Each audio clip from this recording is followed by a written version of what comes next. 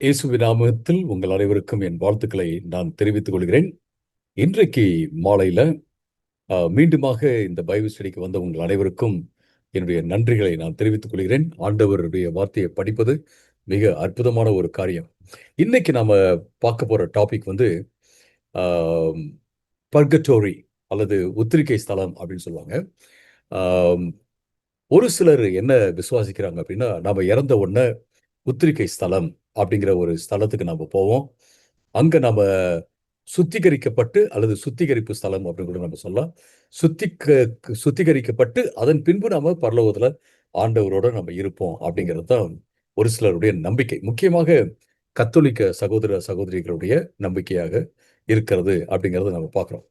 இப்ப நாம இந்த வகுப்புல இந்த பாடத்துல நம்ம பார்க்கிறது என்ன அப்படின்னா, ஆம், இது வந்து உண்மையா? பைபிள் அதுதான் சொல்லுதா? அல்லது வேற பைபிள் வந்து என்ன சொல்லுது? அப்படிங்கிறத நாம மிக தெளிவாக இந்த வகுப்புல நம்ம பார்க்க போறோம்.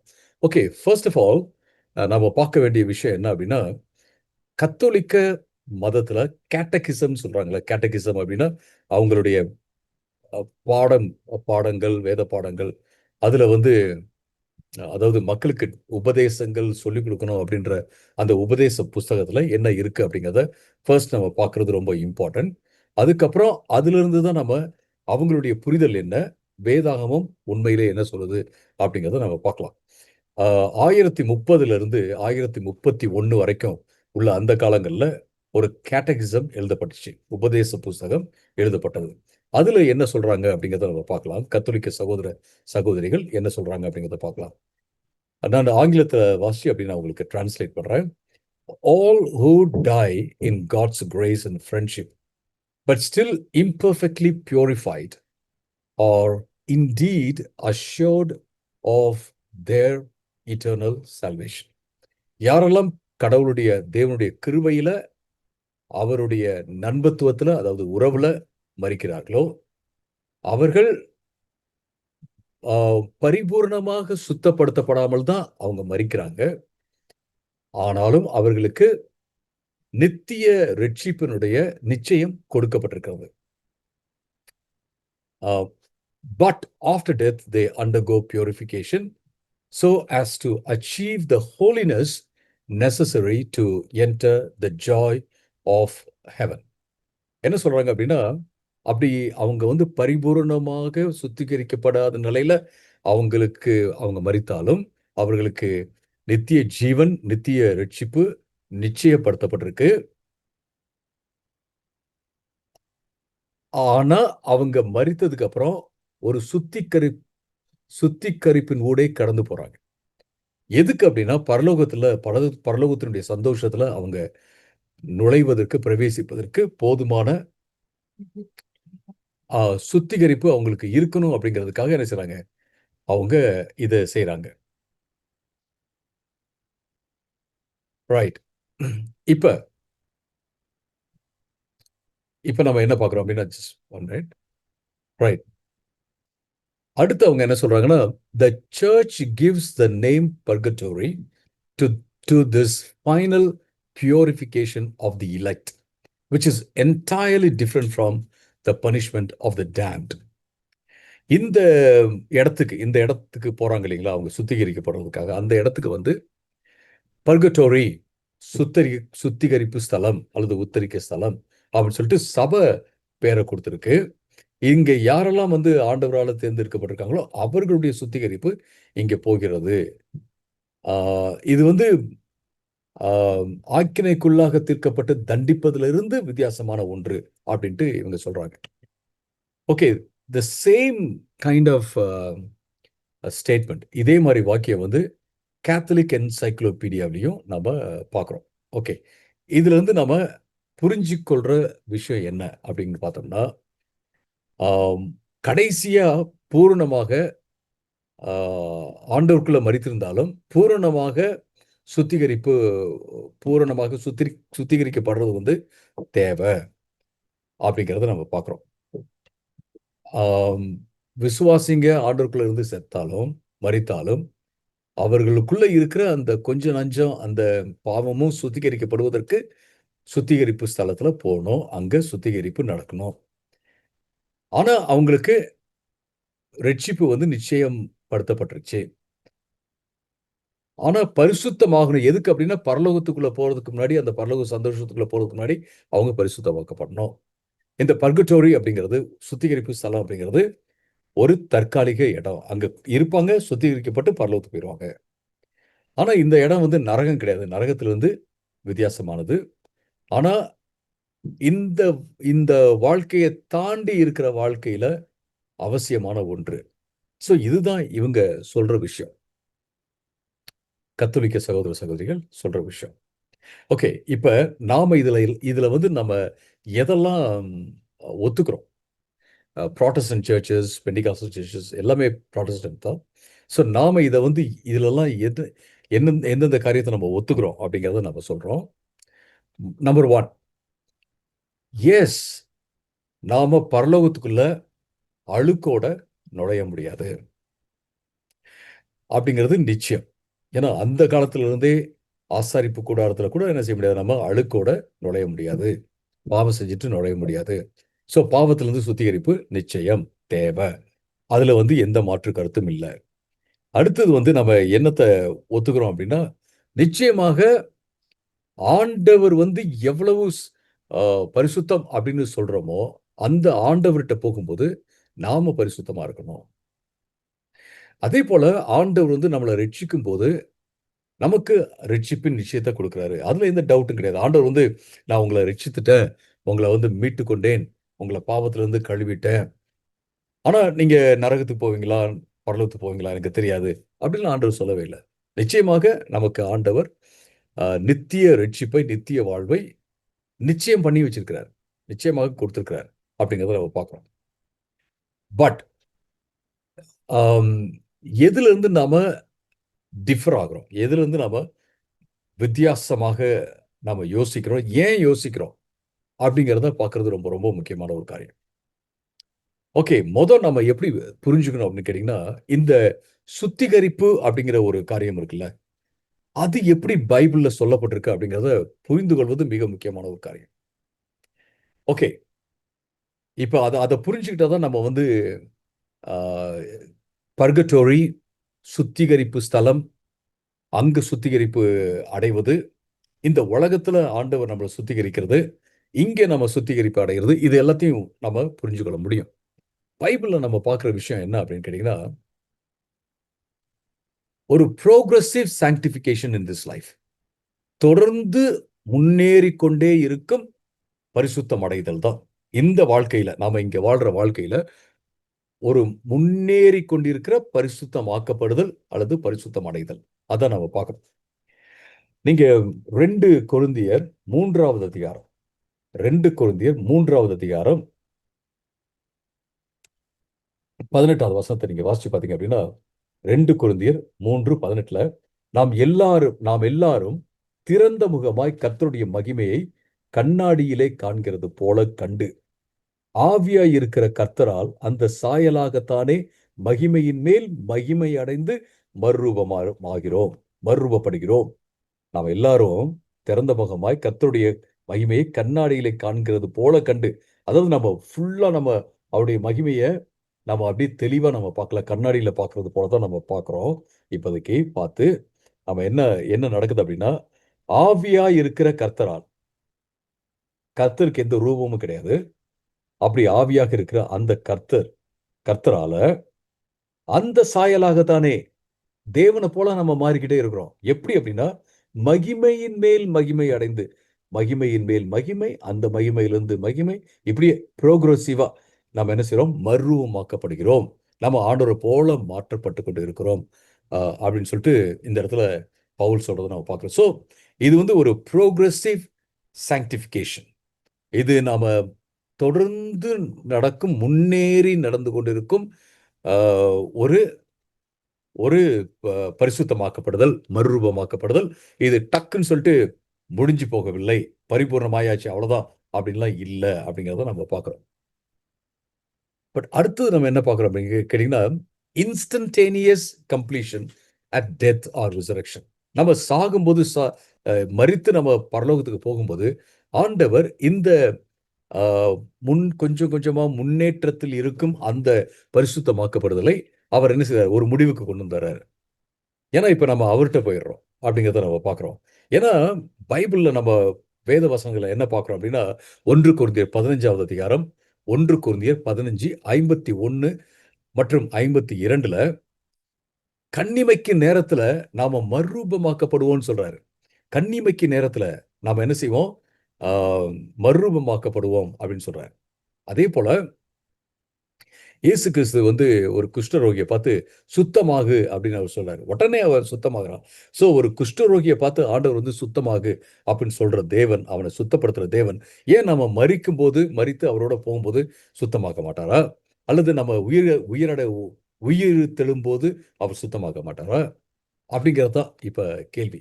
அடுத்தது பிலிப்பியர் 1வது அதிகாரம் 23வது வசனத்துல பிலிப்பியர் 1:23ல பவுல் சொல்றாரு, "நான் வந்து இங்கிருந்து பிரிந்து கிறிஸ்துவோட இருக்க நான் வந்து வாஞ்சிக்கிறேன்." அப்படின்னு அவர் சொல்றாரு. நிச்சயமாக பவுல் வந்து பெர்ஃபெக்ட் 100% பெர்ஃபெக்ட் அப்படின்லாம் கிடையவே கிடையாது.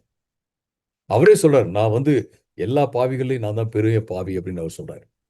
அப்ப வந்து அவருக்கே தெரியுது. அவரு இன்னொரு இடத்துல சொல்றாரு, "நான் எத செய்யலாம்னு நினைக்கிறேனோ, அத செய்யாம விட்டுர்றேன். நான் எத செய்யக்கூடாதுன்றேனோ, அத நான் செஞ்சுர்றேன்." அப்படின்னு அவர் சொல்றாரு. ஸோ அவருக்கும் வந்து ஸ்ட்ரகிள்ஸ் இருந்துச்சு. அவரும் வந்து 100% கிறிஸ்துவை போல கிடையாது. 100% பரிசுத்தம் இல்ல. பட் அவரே என்ன சொல்றாரு அப்படின்னா, "நான் இந்த உலகத்த விட்டு நான் பிரிஞ்சு ஆ போய் கிறிஸ்துவோடு ஆ இருக்கிறத தான் நான் நான் வந்து வாஞ்சிக்கிறேன்." அப்படின்னு அவர் சொல்றாரு. பிலிப்பியர் 1:23ல. அது எத காட்டுது அப்படின்னா, மரித்ததுக்கு அப்புறம் நம்ம உத்திரிக்கை ஸ்தலத்துக்கு போறதில்ல. சுத்திகரிப்பு ஸ்தலத்துக்கு போறதில்ல. நாம கிறிஸ்துவோட இருக்க போறோம். அதே காரியத்த தான் 2 கொரிந்தியர் 5வது அதிகாரம் 6லிருந்து 9 வசனம் 9வது வசனம் வரை 6வது வசனத்திலிருந்து 9வது வசனம் வரை உள்ள அந்த வேத பகுதியிலயும் அவர் சொல்றார். சரீரத்திலிருந்து பிரிஞ்சு கர்த்தரோட நான் இருக்கணும் அப்படிங்கிறத பத்தி அவர் சொல்றாரு. கர்த்தரோட இருக்கிறத பத்தி அவர் சொல்றாரு. ஸோ இது எல்லாமே நமக்கு என்ன சொல்லுது அப்படின்னா, நாம இந்த உலகத்துல கொஞ்சம் கொஞ்சமா பரிசுத்தமாக்கப்பட்டு கொண்டே இருக்கிறோம். நம்ம மரித்து ஆண்டவரோட இருக்கும்போது, நிச்சயமாக நம்ம அழுக்கோட அவருடைய சமூகத்துல முடியாது. அவர் நம்மள சுத்திகரித்து என்ன செய்றாரு? அவர் நம்மை அவரோடு வைத்துக் கொள்கிறார். ஏன்னா, நம்ம அவருக்குள்ள இருந்து மரிக்கிறோம். அவருடைய பிள்ளைகளாக நம்ம மரிக்கிறோம் அப்படிங்கிறத நம்ம பார்க்கிறோம். நம்ம இடைக்காலத்துல எந்த விதமான சுத்திகரிப்பு ஸ்தலத்துக்கும் போவதில்லை அப்படிங்கிறத மிக தெளிவாக நம்ம பார்க்கிறோம். அப்ப இந்த சுத்திகரிப்பு ஸ்தலம், அ பர்கட்டோரி அப்படிங்கிற கான்செப்ட் அந்த ஐடியா வந்து எங்கிருந்து வந்தது அப்படிங்கிறத நம்ம பார்க்கிறது ரொம்ப முக்கியமான ஒரு விஷயம். எங்கிருந்து வந்துச்சு?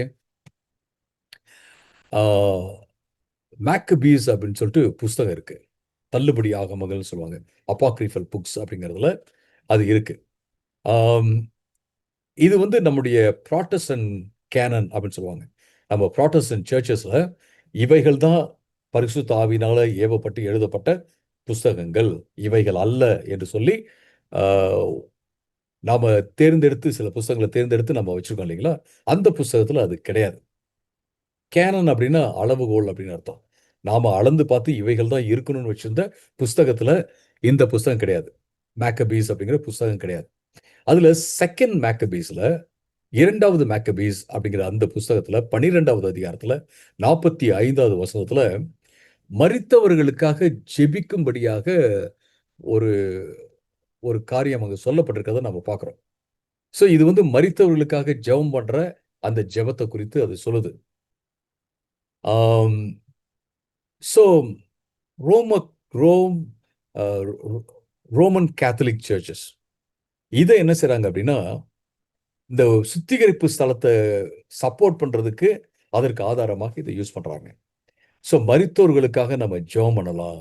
அவங்க வந்து ஒரு இடத்துல இருப்பாங்க. அவங்க வந்து சுத்திகரிக்கப்பட்டு ஆ ஆண்டவரோட இருக்கிறதுக்கு போகணும். பரலோகத்துக்கு போகணும். அதுக்காக நம்ம ஜெபம் பண்ணலாம். அதனால தான் ஆ இத விசுவாசிக்கிறவங்க, பர்கட்டோரி விசுவாசிக்கிறவங்க, சுத்திகரிப்பு ஸ்தலத்த விசுவாசிக்கிறவங்க எங்க இருந்தாலும் சரி. ஒரு சிலர்லாம் வந்து ஆங்கிலிகன்ஸ்லயும் இருக்காங்க. மற்ற சபைகள்லயும் இருக்கிறாங்க. அ ரோமன் கத்தோலிக்க சபையிலயும் இருக்காங்க. செத்தவங்களுக்காக ஜெபிக்கிறவங்க, மரித்தவர்களுக்காக ஜெபிக்கிறவங்க. ஏன் பெந்தகோஸ்தே ஆட்கள்ல கூட ஒரு சிலர் வந்து இருக்காங்க. அறியாமையில இருக்கிறாங்க. பட் இந்த கான்செப்ட் மரித்தவர்களுக்காக ஜெபிக்கணும் அப்படிங்கிற கான்செப்ட் வந்து செகண்ட் மேக்கபீஸ் சாப்டர் 12 verse 45ல வருது அப்படிங்கிறத நம்ம பார்க்குறோம். அடுத்தது நம்ம என்ன பார்க்குறோம் அப்படின்னா 1 Corinthians சாப்டர் 3 verses 10 through 15. 1 கொரிந்தியர் 3வது அதிகாரம் 10லிருந்து 15 வரை உள்ள வசனங்கள்ல நாம வாசிக்கிறோம்.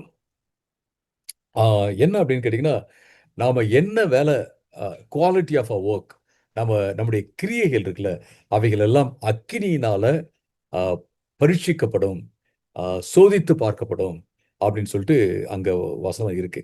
இது வந்து ஆண்டவருடைய நியாய தீர்ப்பின் நாளை குறித்து சொல்லுது. பட் இவங்க என்ன நினைச்சுக்கிறாங்க அப்படின்னா, நாம அந்த சுத்திகரிப்பு ஸ்தலத்துல இருக்கும்போது நம்முடைய கிரியைகள் என்ன செய்யுது, அங்க சுத்தப்படுத்தப்படுகிறது, டெஸ்ட் பண்ணப்படுது அப்படிங்கிறத எடுத்துக்கிறாங்க. இந்த இடத்துல நம்ம ஃபுல்லா நம்ம வாசிச்சு பார்த்தோம் அப்படின்னா நமக்கு தெரியும். இங்க வந்து உண்மையிலேயே என்ன அர்த்தத்துல பவுல் வந்து பேசுறாரு அப்படிங்கிறது நமக்கு தெரியும். 1 கொரிந்தியர் 3வது அதிகாரம் 15வது வசனத்துல நம்ம பார்க்கும்போது, ஒருவன் கட்டினது வெந்து போனால் அவன் நஷ்டம் அடைவான், அவனோ ரட்சிக்கப்படுவான், அதுவும் அக்கினியில் அகப்பட்டு தப்பினது போலிருக்கும் அப்படின்னு சொல்றதை நான் பார்க்கிறோம். 13ல பாத்தீங்கன்னா, அவன் அவனுடைய வேலைப்பாடு வெளியாகும், நாளானது அதை விளங்க பண்ணும், ஏனெனில் அது அக்கினியிலே வெளிப்படுத்தப்படும், அவன் அவனுடைய வேலைப்பாடு எத்தன்மை உள்ளதென்று அக்கினியானது பரிசோதிக்கும். அக்கினி வந்து பரிசோதித்து பார்க்கும் அப்படின்னு சொல்றதை நம்ம பார்க்கிறோம். அதன் மேல் ஒருவன் கட்டினது நிலைத்தால் அவன் கூலியை பெறுவான். சோ இந்த இடத்துல வந்து பரிசோதித்து பார்க்கும் அப்படின்னு சொல்றத ஒழிய சுத்தப்படுத்தும் அப்படின்னு சொல்லல. அடுத்து வந்து அதன் மேல் ஒருவன் கட்டினது நிலைத்தால் அவன் கூலியை பெறுவான் அப்படின்னு பார்க்கிறோம். இங்கே வந்து பிலிவர்ஸ், ரட்சிக்கப்பட்டவங்க என்ன செய்வாங்க அப்படின்னா, ஒருவன் கட்டினது வெந்து போனால் அவன் நஷ்டமடைவான், அவனோ ரட்சிக்கப்படுவான் அப்படின்ட்டு பார்க்கிறோம். அதாவது குவாலிட்டி இல்லாதது வெந்து போகும், குவாலிட்டியானது வெந்து போகாது அப்படிங்கிறத நம்ம பார்க்கிறோம். ஸோ இது வந்து பியூரிஃபிகேஷனை பத்தி பேசுதா, சுத்திகரிப்பை பத்தி பேசுதானா? இல்லை, டெஸ்ட் பண்ணப்படுறதை பத்தி, பரிசோதித்து பார்ப்பதை பத்தி இது பேசுது அப்படிங்கிறத நம்ம பார்க்கிறோம். ரைட். அப்ப நம்ம ஒட்டுமொத்தமா நம்ம பார்க்கும்போது வேத புஸ்தகம் இதுவரைக்கும் நம்ம பார்த்ததுல நம்ம என்ன பார்க்கிறோம்னா, வேத புஸ்தகம் நிச்சயமாக சுத்திகரிப்பு ஸ்தலம் இருக்கு அப்படிங்கிறத சொல்லல அப்படிங்கிறத நம்ம பார்க்கிறோம். இப்ப இந்த உலகத்தில் நம்ம இருக்கும்போது சுத்திகரிக்கப்படுறோம் இல்லைங்களா? இந்த உலகத்தில் இருக்கும்போது நாம கொஞ்சம் கொஞ்சமாக கிறிஸ்துவை போல மாறிக்கொண்டே இருக்கிறோம், பரிசுத்தமாகிக் கொண்டே இருக்கிறோம், மறுரூபமாக்கப்படுகிறோம். அப்ப இந்த உலகத்துல ஆண்டவர் நம்முடைய பாவங்களை மன்னிக்கும் போது எல்லா பாவங்களையும் மன்னிக்கிறார். நீங்க நானு ஆண்டவர்கிட்ட வந்து, ஆண்டவரே என் பாவத்தை மன்னிங்க அப்படின்னு சொல்லும்போது ஆண்டவர் எல்லா பாவத்தையும் மன்னிக்கிறாரு. மன்னிக்காம ஒரு சில பாவங்கள் எல்லாம் விடுறதில்லை. கொலை செய்ய 2வது அதிகாரம் 13ல நம்ம வாசிக்கிறோம், எல்லா பாவங்களுமே கிறிஸ்துவில் மன்னிக்கப்பட்டிருக்கிறது அப்படிங்கிறத பார்க்கிறோம். அதே போல ஏசாயா 53:5ல அவர் நம்முடைய ஆக்கினை தீர்ப்பையும் சுமந்து கொண்டார். இயேசு கிறிஸ்து நம்முடைய ஆக்கினை தீர்ப்பையும் சுமந்து கொண்டார், அவருடைய தழும்புகளாலே நாம் சுகமாகிறோம் அப்படிங்கிற வசனம் அங்க இருக்கிறத நம்ம பார்க்கிறோம். 1 யோவான் 2:2ல நம்ம என்ன பார்க்கிறோம்னா, கிறிஸ்து நமக்காக ஒன்ஸ் ஃபார் ஆல், ஒரே தடவை அவர் என்ன செஞ்சிட்டாரு, பாவ நிவாரண பலியாக மரித்து விட்டார் அப்படிங்கிறத நம்ம பார்க்கிறோம். ஸோ இனி இயேசு கிறிஸ்து வந்து மரிக்க போறதில்ல, அவருடைய மரணம், பாவ நிவாரண பலியாக அவர் மரித்த அந்த மரணம் வந்து நம்முடைய எல்லா பாவங்களையும் கழுவுவதற்கு அது போதுமானதாக இருக்கிறது அப்படிங்கிறது தான் நம்ம பார்க்கிறோம். அப்ப இந்த உலகத்தில் பாவங்கள் மன்னிக்கப்பட்டதுனால, நம்முடைய பாவங்கள் மன்னிக்கப்பட்டதுனால, நம்முடைய தண்டனையும் அவர் சுமந்ததுனால, நாம இந்த உலகத்துல அவரால, பரிசுத்த ஆவியானவரால பரிசுத்தமாக்கப்படுகிறதுனால, அது மட்டுமல்ல, நாம மரித்தோம் என்றால், கிறிஸ்துவுக்கு மரித்தோம்னா நம்ம கிறிஸ்துவோடு தான் இருப்போம் அப்படிங்கிற அந்த வாக்கு தத்தம் வேத வசனங்கள்ல நமக்கு கொடுக்கப்பட்டதுனால நாம இதை பத்தி யோசிக்கவே தேவையில்லை. நாம சுத்திகரிப்பு ஸ்தலத்துக்கு போவோம், அங்க வந்து சுத்திகரிக்கப்படுவோம் அப்படின்லாம் யோசிக்கவே தேவையில்லை. ஏன்னா நாம நேரடியாக ஆண்டவரோட இருப்போம் அப்படிங்கிறது தான் வசனங்கள்ல நம்ம பார்க்கிறோம். பட் இருந்தாலும் இப்படி ஒரு சுத்திகரிப்பு ஸ்தலம் இருக்கு அப்படின்னு சொல்றது வந்து இயேசு கிறிஸ்து சிலுவையில நமக்காக செய்த காரியம், பாவ நிவாரண பலியாக மரித்த அந்த மரணத்தையே சரியாக ப்ரொஜெக்ட் பண்ணல, சரியாக முன்வைக்கவில்லை, அல்லது சரியாக புரிந்து கொள்ளவில்லை அப்படின்னு தான் நாம சொல்ல முடியும். ஆம், இப்ப இப்ப இந்த என்ன பார்க்குறோம் அப்படின்னு கேட்டீங்கன்னா, நெறைய கத்தோலிக்க மதத்துல இருக்கிற காரியங்கள். கத்தோலிக்க மதத்துல இருக்கிற காரியங்கள். நெறைய விஷயங்கள் நம்ம வந்து டெஃபினெட்லி ஒத்துக்க போறது கிடையாது. ஒண்ணு என்ன அப்படின்னா, மாஸ். மாஸ் ஆம் அ அதாவது மாஸ்ன்றது நற்கருணை அப்படின்னு சொல்றாங்க இல்லைங்களா? நற்கருணை. அவங்க என்ன செய்றாங்க, கத்தோலிக்க சபையில ஒவ்வொரு தடவையும் அவங்க வந்து நற்கருணை கொடுக்கும்போது, பிரெட் குடுக்கும்போது, அந்த வேஃபர் கொடுக்கும்போது, அது வந்து இயேசு கிறிஸ்துவனுடைய உண்மையான சரீரம். அதுக்குள்ள ரத்தம் இருக்கிறதாக அவங்க என்ன செய்றாங்க, நம்புறாங்க. அத நாம நம்புறதில்ல. அப்படி பைபிள்ல இல்ல. அதேபோல மரித்தவர்களுக்காக ஜெபிக்கலாம் அப்படின்னு சொல்றதும் என்னது, நாம நம்புறதில்ல. அதே போல அதே போல இந்த இடத்துல இந்த பர்கட்டோரி அப்படிங்கிற கான்செப்ட் அல்லது சுத்திகரிப்பு ஸ்தலம் அப்படிங்கிற கான்செப்ட்டையும் நாம நம்புறதில்ல. ஏன் அப்படின்னா, இப்ப நான் சொன்ன எல்லா காரியமுமே இயேசு கிறிஸ்துவுடைய அந்த அந்த அப்பம் வந்து இயேசு கிறிஸ்துவுடைய உண்மையான ரத்தமா, சதையா, சரீரமா மாறுது அப்படிங்கிறதும், மரித்தவர்களுக்காக நம்ம ஜெபம் பண்ணலாம் அப்படிங்கிறதும், சுத்திகரிப்பு ஸ்தலம் அப்படிங்கிறதுமே எல்லாமே என்ன செய்யுது அப்படின்னு கேட்டீங்கன்னா, இயேசு கிறிஸ்து சிலுவையில நமக்காக பாவ நிவாரண பலியாக மரித்த அந்த காரியத்தையே அ தவறாக அ பிரதிநிதித்துவப்படுத்துது, தவறாக முன்வைக்கிறது அப்படிங்கிறத நம்ம பார்க்குறோம். அதனுடைய அர்த்தத்த புரியாம தான் இந்த காரியங்கள்லாம் சொல்லப்படுது அப்படிங்கிறது தான் நம்ம இந்த இடத்துல முன்வைக்கிறோம். ஃபார் எக்ஸாம்பிள் எபிரேயர் 7வது அதிகாரம் 27ல இயேசு கிறிஸ்து ஒரே தரம் என்ன செஞ்ட்டார்? நமக்காக மரித்து விட்டார். அதுக்கப்புறம் எந்த பலியும் தேவையில்ல அப்படின்னு சொல்லப்பட்டிருக்கு. அப்ப ஏன் நம்ம ஒவ்வொரு அ நற்கருணையிலயும் நம்ம இயேசு கிறிஸ்துவுடைய உண்மையான சரீரம்னு நம்ம சொல்றோம்? ரைட். அடுத்தது எபேசியர் 2வது அதிகாரம் 8லிருந்து 9 வரைக்கும் நம்ம வாசிக்கும்போது, எபேசியர் 2, 8, 9 நாம கிருபையினால ரட்சிக்கப்பட்டோம். கிரியையினால இல்ல. நாம எந்த புண்ணிய காரியத்தையும் செய்து நாம ரட்சிக்கப்பட முடியாது. கிருபையினால மட்டும் தான் அப்படின்னு சொல்லிட்டு வேதவசனம் மிக தெளிவாக சொல்லுகிறது. அப்ப ஏன் நாம இன்னைக்கு ஆ இந்த சுத்திகரிப்பு ஸ்தலத்துல போயிட்டு அங்க வந்து சுத்திகரிக்கப்படணும் அல்லது அ என்ன மரித்தவர்களுக்காக ஜெபம் பண்ணணும். இப்படி பல்வேறு கிரியை சார்ந்த காரியங்கள நாம முன்வைக்கிறோம். இப்ப இதுவும் பைபிளுக்கு முரண்பாடாக செல்கிறது அப்படிங்கிறத பார்க்கணும். ஸோ கிறிஸ்துவுக்குள்ள இருக்கிற எல்லாருக்கும் ஒரு நம்பிக்கை இருக்கணும். என்ன நம்பிக்கை அப்படின்னா, நாம நாம வந்து விசுவாசத்தினால, கிருபையினால ரட்சிக்கப்பட்டிருக்கோம். கிரியையினால இல்ல. நாம இயேசுவின் இரத்தத்தினால கழுவப்பட்டிருக்கோம். இயேசுவின் இரத்தத்தினால நீதிமான்கள் ஆக்கப்பட்டிருக்கிறோம். நமக்கு பாவ மன்னிப்பு உண்டு. நம்மை ஆண்டவர் மீட்டெடுத்திருக்கிறார். நாம வந்து க பிதாவோட ஒப்புரவாகி இருக்கிறோம். அவருடைய உறவுல இருக்கிறோம்.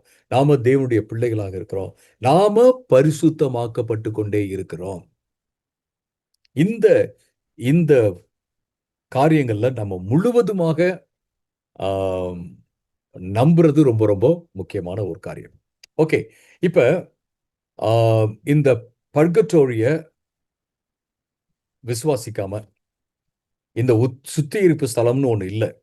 ஆண்டவர் என்ன மீட்டெடுத்திருக்கிறார். ஆண்டவர் எனக்காக மரித்திருக்கிறார். அது எனக்கு போதும். அதுதான் பைபிள் சொல்லுது. இந்த உலகத்துல இருக்கும்போது நான் என்ன செய்யணும்? ஆண்டவருக்கு உண்மையாக வாழ வேண்டும்.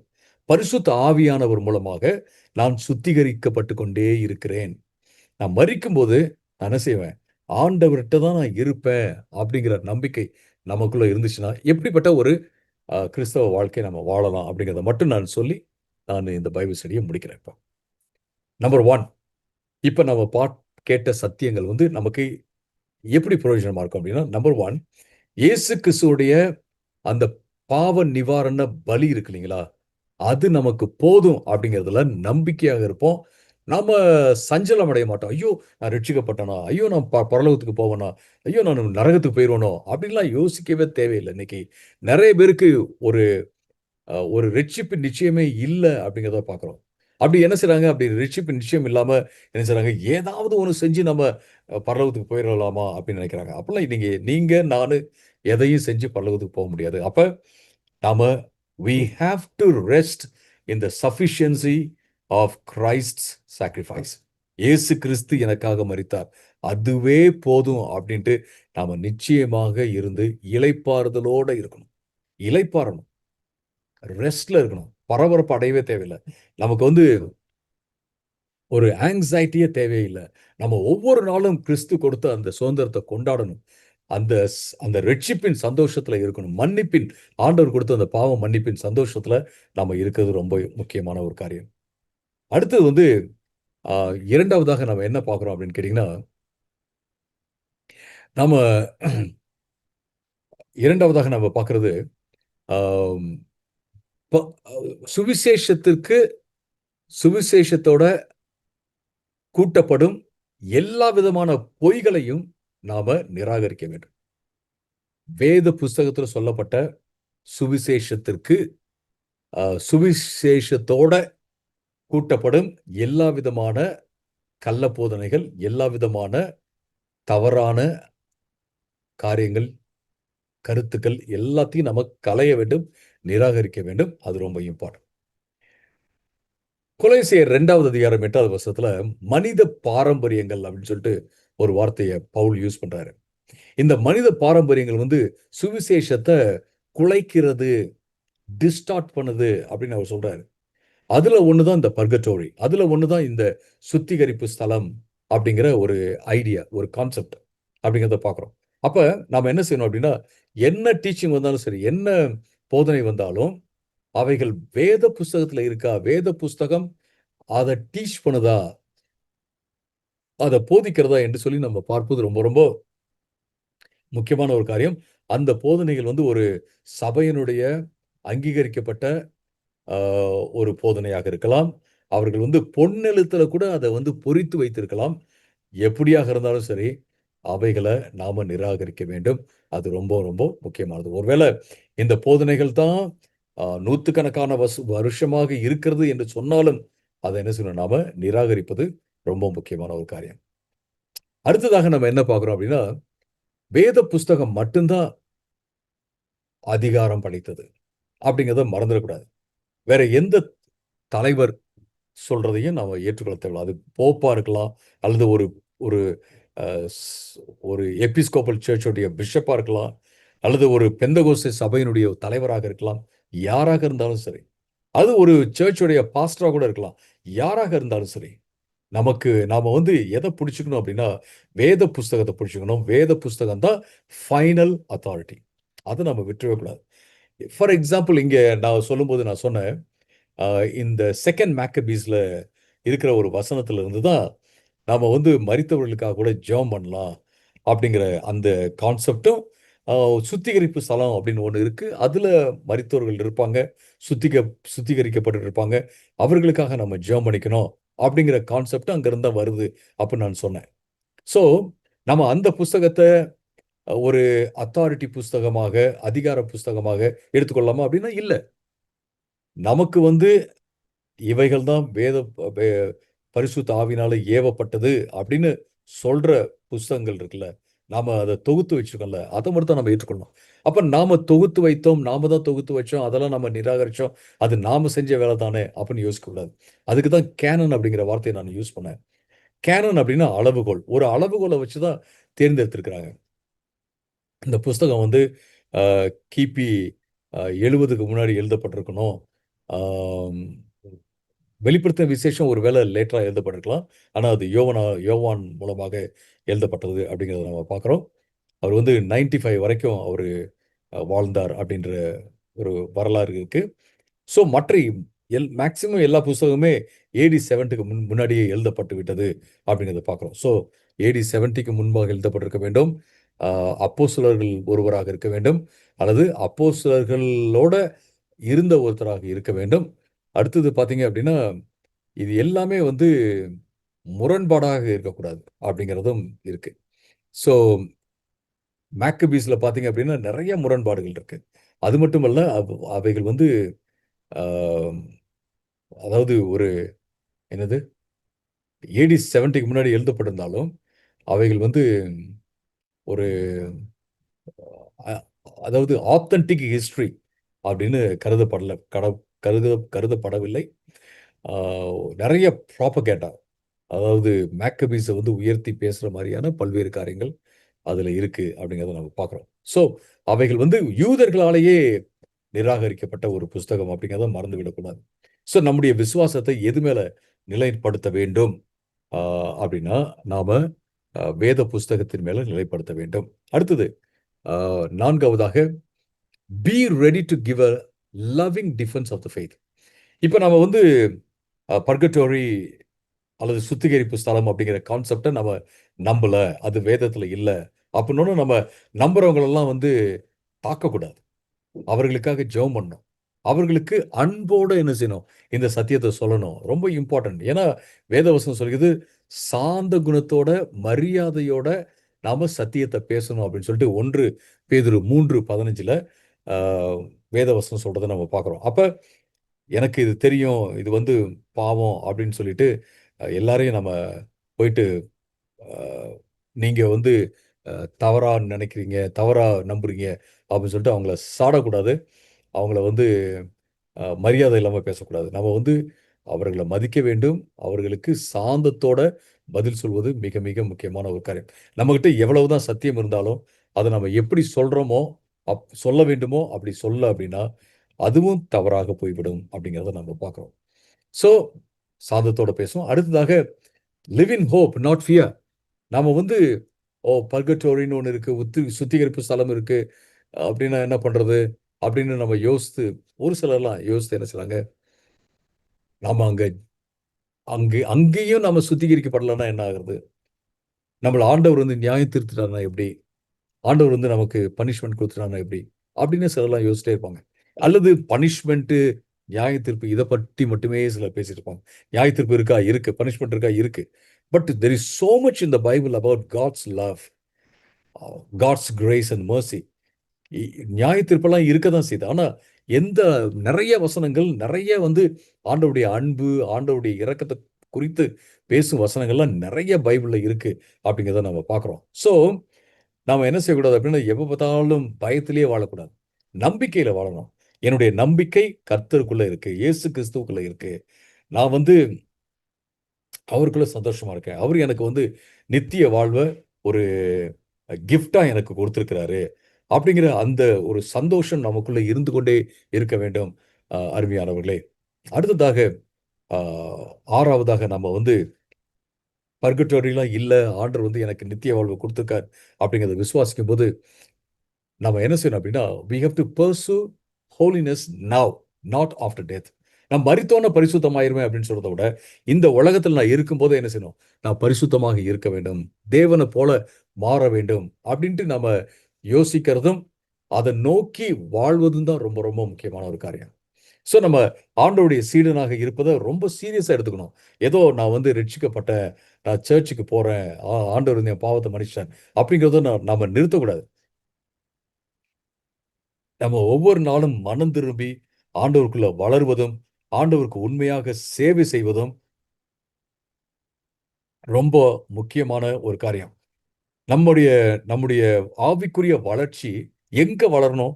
இந்த இந்த உலகத்துல நம்ம இருக்கும்போது, இந்த பூமியில நம்ம இருக்கும்போது அப்படிங்கிறத பார்க்குறோம். நம்ம நம்ம அது ரொம்ப இம்பார்ட்டன்ட். இல்ல நான் ஒரு இன்னொரு இடத்துக்கு ஒரு சுத்திகரிப்பு ஸ்தலம் அப்படிங்கிற ஒரு இடத்துக்கு போயிட்டு அங்க இருந்து நானு சுத்திகரிக்கப்படுவேன் அப்படின்னு நம்ம யோசிக்கக்கூடாது.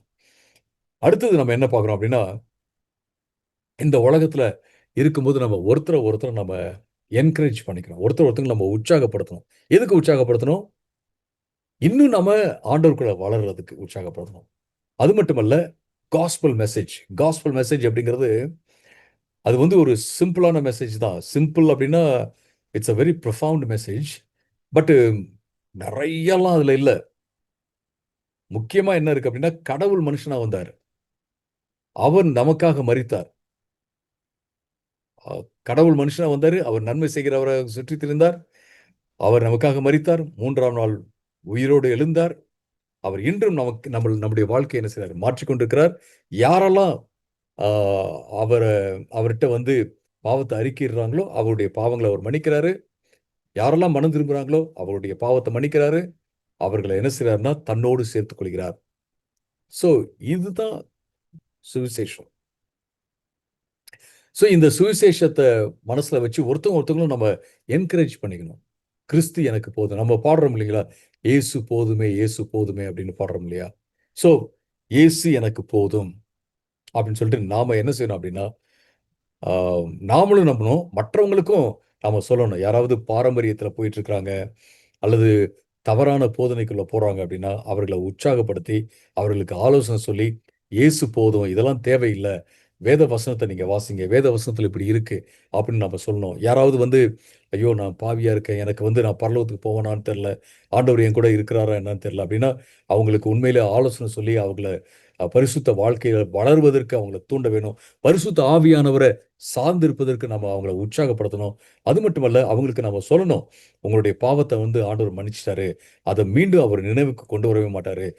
அவருடைய அவர் கொடுத்த அந்த பாவ மன்னிப்பின் நிச்சயத்த, ரட்சிப்பின் நிச்சயத்த நீங்க சந்தோஷமா கொண்டாடுங்க. ஒவ்வொரு நாளும் கொண்டாடி என்ன செய்யுங்க, அவருக்குள்ள இன்னும் நீங்க வளருங்க அப்படின்ட்டு நம்ம அவங்கள உற்சாகப்படுத்துறது ரொம்ப முக்கியமான ஒரு விஷயம். அருமையானவர்களே, இன்னைக்கு நம்ம பார்த்த விஷயத்த ஒரு சம்மரியா நான் சொல்லி நான் முடிக்கிறேன். நம்ம பார்த்த விஷயம் என்னன்னா, கேத்தலிக் கேட்டகிசத்துல என்ன இருக்கு அப்படின்னா, விசுவாசியாக இருந்து ஒருத்தவங்க மரித்தாலும், அவர்கள் வந்து பரிபூரணமாக, பரிசுத்தமாக மரிக்காததுனால, சுத்திகரிப்பு ஸ்தலம் அப்படிங்கிற ஒரு ஸ்தலத்துக்கு போயி, அவங்க என்ன செய்வாங்க, அங்க சுத்திகரிக்கப்பட்டு, அழுக்கே இல்லாம சுத்தமா அவங்க பரலோகத்துக்கு போவாங்க அப்படிங்கிறது தான். ஆனா வேத புஸ்தகத்துல நம்ம என்ன பார்க்கிறோம் அப்படின்னா, நாம மரித்த உடனேயே நம்ம ஆண்டவருக்குள்ள இருப்போம் அப்படிங்கிறத பார்க்கிறோம். நாம வந்து கொஞ்சம் கொஞ்சமாக புரோகிரசிவ்லி அ அதிகம் அதிகமாக முன்னேற்ற பாதையில நாம மகிமையிலிருந்து மகிமைக்கு கொஞ்சம் கொஞ்சமாக நம்ம என்ன செய்றோம்? பரிசுத்தமாக்கப்படுறோம். கிறிஸ்துவைப் போல மாறிக்கொண்டே இருக்கின்றோம். ஆனா நம்ம மரிக்கும்போது முழுவதுமாக பரிசுத்தமாக்கப்பட்டு, கர்த்தராலமாக்கப்பட்டு, நம்மளால கிடையாது. கர்த்தரால ஆக்கப்பட்டு, அவரோட நாம இருப்போம். அப்படிங்கிறது தான் நம்ம பைபிள்ல பார்க்கிறோம். சுத்திகரிப்பு ஸ்தலம் அப்படின்னு ஒண்ணு வேத புஸ்தகத்துல இல்ல. எனவே நம்ம சுத்தமாக இருக்க வேண்டுமென்றால், நம்ம பரிசுத்தமாக இருக்க வேண்டுமென்றால், இந்த வாழ்க்கையில தான் நாம இருக்க வேண்டும். அதையே நாடணும். எனவே ஆண்டவருக்குள்ள வளருவத நம்ம மனசுல வச்சுக்கணும். அது மட்டுமல்ல, ஆண்டவர் கொடுத்த இந்த நித்திய வாழ்வை கொண்டாடணும். ஆண்டவர் கொடுத்த அ பாவ மன்னிப்பின் நிச்சயம், ரட்சிப்பின் நிச்சயத்த நம்ம கொண்டாடணும். சந்தோஷமாக கிறிஸ்தவர்களாக இருப்பது ரொம்ப ரொம்ப முக்கியம். அதே நேரத்தில இந்த பர்கட்டோரி அல்லது சுத்திகரிப்பு ஸ்தலம் அப்படிங்கிற காரியத்த நம்புறவங்களுக்கு நம்ம நல்ல சத்தியத்த சொல்லணும். ஆனா, பெருமையோட சொல்லாம, அ அவங்கள அவங்கள புண்படுத்தும்படி சொல்லாம, நாம சாந்தத்தோட, மனத்தாழ்மையோட, அன்போட சத்தியத்த சொல்வது, அவங்களையும் மதித்து சத்தியத்த சொல்வது மிக முக்கியமான ஒரு காரியம். Thank you.